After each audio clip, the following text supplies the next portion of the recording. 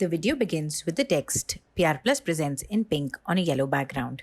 In this video, gynecologist and co-founder of Enfold Proactive Health Trust, Dr. Sangeeta Saksena and Dr. Shaibya Saldanha talk to you about the different aspects of reproductive health. The scene shifts to the text about menstrual pain, written in white on a plum-colored background. Menstrual pain. So here, I would say it is of two types. What I'm going to describe is what we call primary dysmenorrhea, painful menstruation. This is fairly common in young people, and it is actually a marker of ovulatory cycles when the ovum has been released, and it will generally starts on the day before the period, and the day the period starts, that day probably it would disappear, maximum day 2. And it is felt in the lower abdomen, lower back, coming up to the thighs. So this kind of pain, which starts with the onset of periods and disappears within a day or two of the onset of periods, is not to be worried about. It can be managed by hot water bottles, by taking some small painkiller along with food, not on empty stomach. And also what we have found is that if the child has been active physically, doing exercises, yoga exercises, then this pain also is better tolerated, right? So a pain is just an indication that, hello, something is happening here, pay attention, right? So it can be managed like that. What is troublesome and what older people probably need to be aware of is what we call as secondary dysmenorrhea. It's congestive dysmenorrhea. It's because there may be some lesion inside in the uterus or in the ovary. There may be fibroids or endometriosis or some cysts in the ovary, and there is too much congestion or there is pelvic infection. Then there is too much congestion, and then that pain, menstrual pain, doesn't go away on the second day like that. It persists. In fact, it gets worse as the flow increases. So that one is the one to seek help, medical help. There are no female reproductive system diseases or other complaints that are associated with disability. What may happen is in children with, say, spina bifida or children with developmental disabilities, puberty may start earlier, right? And it may last longer. Menarche, the first onset of period may be delayed, but puberty has started earlier. So things like that may happen, the onset and thing, but as such, structurally, we don't say that, oh, fibroids are more common in persons with this kind of disability. No, there is no gynecological issue which is more common with any specific disability. The scene shifts to the text period pain and when to see a doctor, written in white on a plum-colored background. The pain that I described, primary dysmenorrhea, no botheration, it's fine. It usually with age or with childbirth and all, for many women, it disappears. If it is secondary dysmenorrhea, it is lasting. It starts a few days before your periods are to begin. It lasts a few more days after the periods have begun. Please go for a checkup. And there could be some organic cause, infection or fibroids or something like that. The scene shifts to the text, an important note on PCOS and PCOD diagnosis, written in white on a plum-colored background. Polycystic ovarian disease is very commonly misdiagnosed. There are certain criteria. Only when those criteria are fulfilled, we should give that diagnosis. Because the ovaries themselves, every month they make a cyst, which then opens, and that's where the egg is coming out. The ovulation requires a 2 centimeter cyst to form. They call a follicle. It forms normally. So, and not only one, but several eggs begin to grow, right? So the ovaries do form it. And to label anyone with the 3, 4 cysts, you have polycystic ovarian disease. No, that's not fair. That's not accurate. So PCOS PCOD should not be diagnosed at 15, 16, 17. The other thing which PCOS and PCOD is there about hirsutism. So a lot of hair on the face, hair on the chin, little hair around the nipples or the stomach and things like that. Well, I see a lot of girls with regular cycles, normal ultrasound picture who have hair, excess hair on their face. It happens about 14, 16, 18. And this is partly because of chemicals in the water, and it should not be. Most of them are end up putting on hormones, and it's very, very bad to take hormone medications when your cycles are regular and you don't have a problem. And I think in this way the media is responsible, because it's put so much pressure about how non-hairy our body should be. And one of the issues with a lot of young women is that when they don't get their period for 1.5 months, their parents immediately take them to the doctor, and the doctor give them tablets to get the periods. This is completely messing up your hypothalamus, pituitary, ovarian axis by just adding tablets. I don't think it's a good idea. You don't need to take tablets to get your periods. The only thing is, when you miss a period, my concern is, am I pregnant or not? And if I'm sure that I've not had sex, or I've had sex with protection, or I'm not pregnant, or if I have, then I do a pregnancy test, it's negative, then I just need to wait for my periods to come. If your periods don't come for 3 to 4 months at a time, over a year, then I would suggest meet a gynecologist. If your periods are extremely painful for just the first day of your cycle or the second day, then it's fine. But if you have periods for all 4 to 5 days of your period, sometime going on after your periods, please meet a doctor. If your periods are very heavy, where you can feel clots coming out, it is common to have that in some women, but you will become anemic. You will become, hemoglobin drops to sometimes 4, 5, 6, which is extremely tiring and exhausting. So then it's good to go to a gynecologist to just check to see why your periods are heavy, and maybe take iron medication, vitamin B, vitamin D, to build up your, body.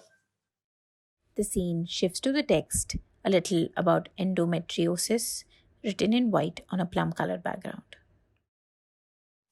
So endometriosis is a disease where, so we know that the uterus is a case like that, muscle case, and inside there is a lining. And this is the endometrial lining, which sheds every month. So every month, as our eggs are released, the lining becomes thickened and fills up with blood and tissue for the new baby to come and sit. And the moment the ovary gives a signal that there's no baby this month, that entire lining sheds out. Now, even when the lining sheds out during periods, because our uterus cramps a bit to get the blood out, we may have period cramps. Sometimes, for many theories given, but nothing is specified as to why it happens, some of this endometrial lining, which is inside the uterus, may be in the ovary, or maybe outside the uterus, inside the abdomen.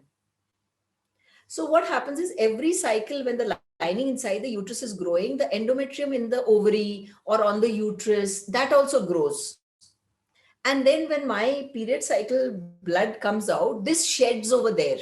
So you end up with blood patches in the ovary, can collect and form a blood filled cyst, which they call a hemorrhagic or endometrial cyst. And it can also cause this blood sitting inside the uterus, inside the abdomen, which has no way to get out. So it becomes black and coagulated and gets sticky. So your intestines can get stuck to it, your uterus can get stuck over there. So this causes a lot of pain, because the blood also irritates, like we call it adenomyosis, if the blood is in the muscles of the uterus. So instead of being in just the cavity, it's in the muscles, and so that pains. So this results in, now there are some people who have severe endometriosis, like the pelvis is completely stuck, but they've never had pain in their lives. It's just an incidental finding when you do a scan, or they've had a laparoscopy for, say, appendix or gallbladder, and they found out this is there. And there are some people who have very, very little endometriosis, but severe pain. So you may have very, very severe pain. Now, endometriotic pain normally starts 3 to 4 days before the periods, because the lining of the uterus is getting thick, so it's getting all congested. So pain which starts 3 to 4 days before the periods is more likely to be endometriosis or a pelvic infection, rather than just a normal period cramp. So that's one. They have a lot of digestive issues, a lot of gas, a lot of burping, severe constipation, loose motions during the periods. They may also have pain while passing stools. So they feel like they're cramps, and when they pass stools, it's very painful. They may have difficulty either running to the loo a lot to pass urine or not being able to pass urine comfortably. They get sharp pain. So these are things which tell you might have endometriosis and you need to go to a doctor to get a checkup done. The scene shifts to the text, myths around endometriosis and childbirth, written in white on a plum colored background. So let's get one thing very clear, that a woman's uterus and her ovaries are part of her health system. They are creating a health system which gives her enormous strength and power and creativity. And they're just like the liver or the kidney and things like that. And there is absolutely no need for a woman to have a baby or to have sex to be complete. A woman is complete in herself. There are some people who feel asexual, they consider themselves asexual. They live extremely happy, contented lives without the slightest desire to have sex or sexual urges. And they are perfectly normative people. There are other people who enjoy having sex with multiple partners. They may have, sex with many people, and they're totally comfortable that way. That gives them comfort. There are others who may have same sex partners. They may be bisexual, heterosexual, homosexual. These are all individual choices, not just choices. A lot of it has to do with the way your brain is configured. And it is not something anybody else can decide for you.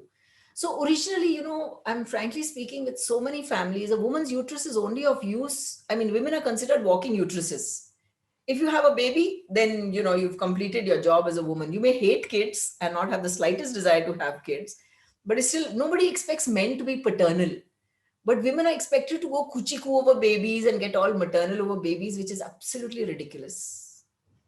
There is no need. Women can be extremely creative, productive people without ever having to have a baby. So one thing is, we have to separate this concept that having a baby completes a woman, that if you've not had a child, or if you're unable to have a baby, there's something wrong with you. So one thing is, we have to get rid of this concept that a woman's job is to have babies. Now, this cramping and this thing has also to do with the cultural concept that if somebody has period cramps or things like that, either they are frustrated sexually, or if they have a baby, the uterus will stretch and everything will be okay. I have a lot of women who had painful periods. They got married, had sex, still had painful periods, had one or two babies and still have painful periods. So this is all actually rubbish. It has nothing to do with the dysmenorrhea or painful periods. The scene shifts to the text, a little note about infertility, written in white on a plum colored background. Infertility, just as any, I said there is no cause which is because of the disability. So persons with disabilities, any form of disabilities, can and do conceive, right? So if there is infertility and one of the persons has a disability, they shouldn't assume that it is because of my disability. The cause is 1/3 of the time it is with the female partner, 1/3 of the time it is with the male partner, and 1/3 of the time it is little bit here, little bit there, and together they're not able to have a baby. So both partners need to then go for a checkup. The scene shifts to the text, when to get regular checkups, what can you check at home, written in white on a plum colored background. Regular checkups, we say once a person is sexually active. Ideally, nowadays, they should have taken the human papilloma virus vaccine, which prevents, which acts against those cancers of the cervix. Cervix is a part of the reproductive system, and cancer cervix is the second most common cancers in women, first being breast cancer. And for breast also, all women, all girls, maybe after 20 years of age, should start doing monthly breast self-examinations. Which is a visual inspection in front of the mirror and then palpation with the flat of the fingers all through, looking for any nodules or things like that. So Here, if the HPV vaccine has been taken, that's good. But we do advise women to go for pap smears, which are regular. Checkup is required every year until you get 3 negative pap smears, and after that, once in 3 years, to go and get a pap smear done if the person is sexually active.